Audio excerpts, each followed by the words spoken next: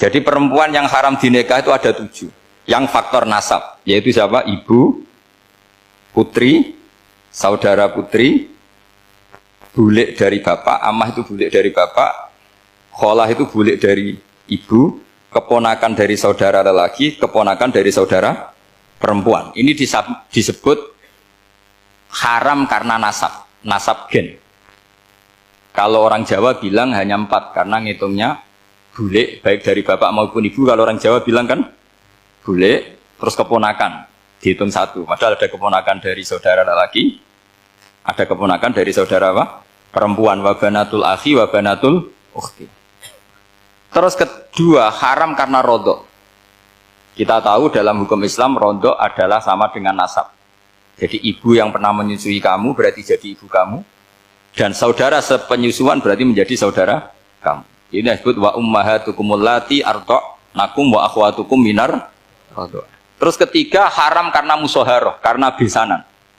Jadi pagi ini misalnya saya nikah dengan Sri, bilang qabiltu nikaha wa taswijaha bil mar'il madkur. Setelah nikah dengan Sri ini otomatis ibunya dia menjadi mertua. Otomatis haram saya apa? Nikah. Ini namanya haram karena musoharoh. Atau kamu punya anak Zaid. Zaid pagi ini akad dengan Sri. Berarti Sri adalah menantu Anda. Otomatis haram bagi Anda. Itu namanya haram karena musoharoh, karena bisanan. Itu yang disebut waroba apa haram-haram itu kan saat terus itu wa ummahatu nisaikum. Apa ibu dari istri-istri kamu. Memang ini agak jelimet, tapi memang syaratnya mufassir harus biasa jelimet. Jangan hanya nyari partai ayat-ayat untuk kepentingan partai. Wah itu ngeri. Kacau Quran dipakai kampanye. Terus itu berarti sudah 3 kan? Haram karena nasab, karena rodok, haram karena musoharoh. Terus yang keempat ini haram yang bukan karena sebab pada seorang perempuan, tapi karena istri orang. Itu disebut wal muhsanatu minan nisa. Haram menikahi perempuan yang masih milik orang lain.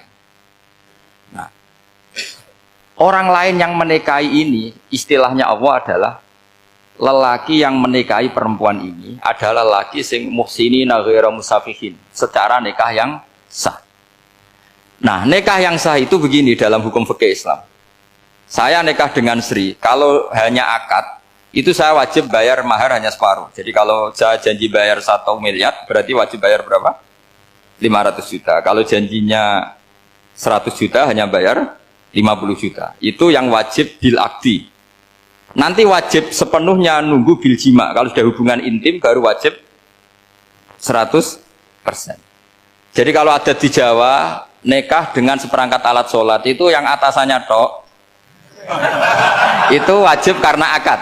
Nanti bawahnya nunggu setelah hubungan apa? Intim. Nah, ini hukum Quran, bukan hukum saya. Makanya kan wa in talaqtumuhunna min qabli an tamassuhunna, saat terus fanis huma faradtum. Hanya wajib bayar setengah.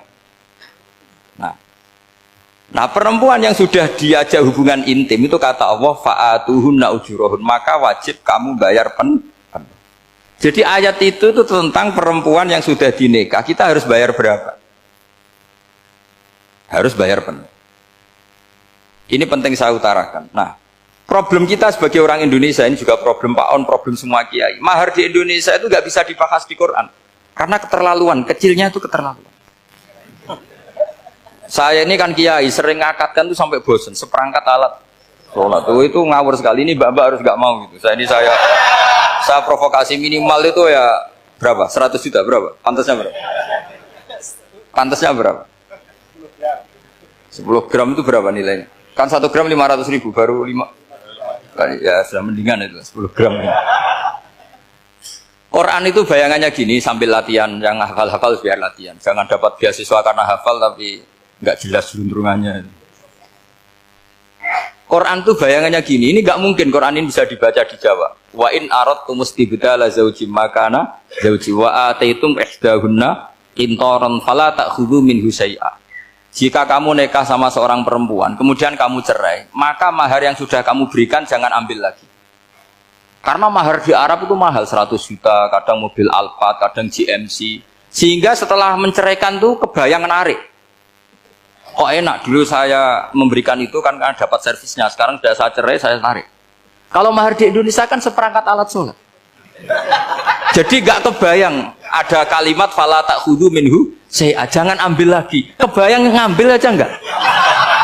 Apalagi kalau nikahnya sudah 2 tahun kan sudah lusuh, sudah. Tapi kalau di Arab itu kebayang karena mahal. Makanya orang Arab suka nikah orang Indonesia karena murah. Jadi bahasa kintoron tuh harta yang enggak ternilai. Wa ataitum ihdahunna kintoron. Kok yang enggak ternilai? Mahal betul. Itu pernah saya hitung, ada yang mahar itu 400 juta, ya sekira segitu. Nah makanya setelah dicerai, Allah memperingatkan setelah kamu kasihkan, ya jangan minta lagi. Kenapa kepikiran minta? Karena jumlahnya besar. Kalau di Indonesia kepikiran nggak minta ya? Nggak kepikiran, saking kecilnya. Seperangkat alat sholat, kadang 1 juta. 1 juta itu setelah hubungan intim, sebelumnya yang wajib hanya 500. Itu kan nggak kebayang. Makanya susah ngartikan Quran di Indonesia, kadang susah karena kadang terlalu. Itu pernah Sayyidina Umar radhiyallahu anhu pernah bilang begini, wahai para perempuan, mahar itu jangan mahal-mahal, kasihan para lelaki.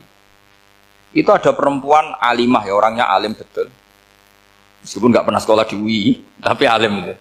Itu usul langsung gini, ya Amirul Mukminin, laisa dzalika laka ya Amirul Mukminin, waqad qala ta'ala wa ataitum ihdahunna qintaran. Kamu hanya seorang Amirul Mukminin, tidak berhak bikin aturan pembatasan mahar. Allah saja tidak batasi, kenapa kamu batasi? Sehingga dulu yang namanya nikahnya Sulaiman Agung atau Jamaluddin siapa Ratu Agung, kalau hadiah ya sampai tas mahal itu kan dari bahasa Arab mumtaz mahal. Mumtaz itu istimewa, mahal itu tempat. Dia punya istri yang sangat dicintai, dikasih hadiah mumtaz mahal. Terus ilat Jawa jadi apa? Tas mahal. Itu sama Mujid Ulil Albab kalah. Itu kalau cerai kan kepikiran minta lagi, dikasihkan yang baru. Tapi kalau di Indonesia tidak mungkin karena apa tadi? Seperangkat alat sholat. Begitu nyari yang murah lagi. Yang bagus kitanya, bungkusnya yang bagus. Nah, maka nggak mungkin kita maknani Quran tanpa mengenal yang bernama asbabin. Karena makna ayat itu bisa kacau kalau kita tidak tahu asbabin. Yaitu kayak tadi makna fa'ina ma tuwallu fasamma wajhu. Itu maknanya kan kamu menghadap mana saja, boleh saja di sana ada ridhonya Allah. Berarti kan bisa ke timur, ke selatan, ke utara, ke barat. Itu bahaya betul. Sehingga kata ulama harus mengkaji asbabin supaya porsi ayat ini sampai semana jauhnya itu kita tahu. Tanpa tahu itu tidak bisa.